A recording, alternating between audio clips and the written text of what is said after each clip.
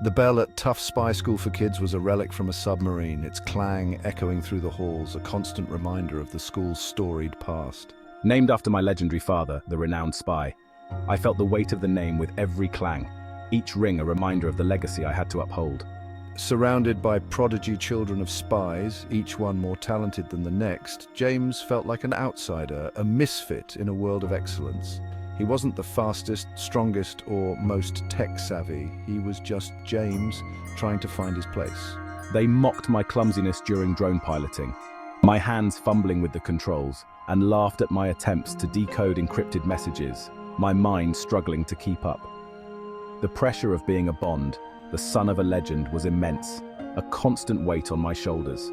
Yet James possessed a quiet determination, a resilience that went unnoticed by many, a spark hidden beneath the surface, waiting for the right moment to ignite, to prove his worth. He knew that one day his moment would come, and he would rise to the challenge, just like his father. Scorpion and her gang were relentless. They tampered with his equipment, spread rumors about his failures, and even went as far as rigging the training simulations against him. I refused to be broken. I spent extra hours honing my skills, pushing myself harder, driven by a desire to prove myself, not to them, but to myself. He started noticing things others missed, small details. He realized Scorpion had a tell, a slight twitch in her eye before she made a move. I used this to my advantage during a particularly brutal dodgeball match, dodging her throws and leading my team to an unexpected victory. News of the kidnapping sent shockwaves through the school. The atmosphere was thick with fear and uncertainty. Miss Moneypenny, the beloved secretary and a close friend of James Bond Sr., had vanished without a trace. Her sudden disappearance left everyone in a state of disbelief. The authorities suspected the notorious organization Scorpio, led by the enigmatic Dr. Vladimir. Their reputation for orchestrating such crimes was well known. I felt a chill run down my spine. This wasn't a simulation, this was real. The gravity of the situation hit me hard. The adults were in disarray, scrambling for answers and solutions, but James knew he couldn't stand by. He felt a sense of duty and urgency. He had to do something. He couldn't let fear paralyze him. I confided in Sarah, sharing my fears and hopes, a tech whiz who had become my only friend at the school. Her skills were invaluable. Examining the evidence, we pieced together the clues and discovered a coded message left behind by Dr. Vladimir. It was intricate and challenging. It was a challenge aimed directly at you, James, a personal taunt. It was a trap, but also an opportunity. An opportunity to prove ourselves and save Miss Moneypenny. Section 4, Operation GoldenEye Reboot. Using my father's vintage Aston Martin, a gift gathering dust in the school garage, we embarked on a daring mission to rescue Miss Moneypenny.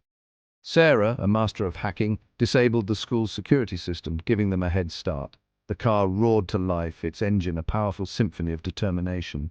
Their investigation led them to an abandoned observatory on the outskirts of the city, the location I triangulated from Dr. Vladimir's message. It was a trap, but James was ready. He had learned from his father's exploits. He knew to expect the unexpected. Section 5. A bond forged in danger. The observatory was rigged with booby traps and heavily guarded. Every corner seemed to hide a new peril, making it a fortress of danger. James, using his agility and quick thinking, navigated the deadly maze. His training at Tough Spy School had prepared him for moments like this, where every step could be his last.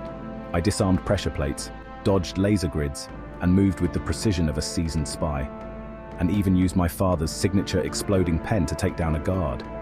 It was a tool I had always admired, and now it was my lifeline. I was in my element, feeling the adrenaline surge through my veins, the fear replaced by a steely resolve. I knew I had to succeed, not just for myself, but for everyone counting on me. He found Miss Moneypenny tied to a chair, her eyes filled with a mix of fear and hope. Dr. Vladimir standing beside her, his presence exuding menace. A cruel smirk on his face, he seemed confident in his victory. The final confrontation was tense, a battle of wits and strength.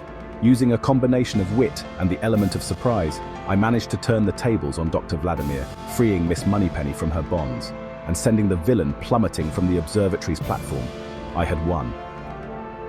The danger was over, but the impact of the moment lingered. The ordeal transformed James. He had faced his fears and emerged stronger. He returned to tough spy school not as the awkward legacy, but as a hero. His classmates now looked at him with respect and admiration.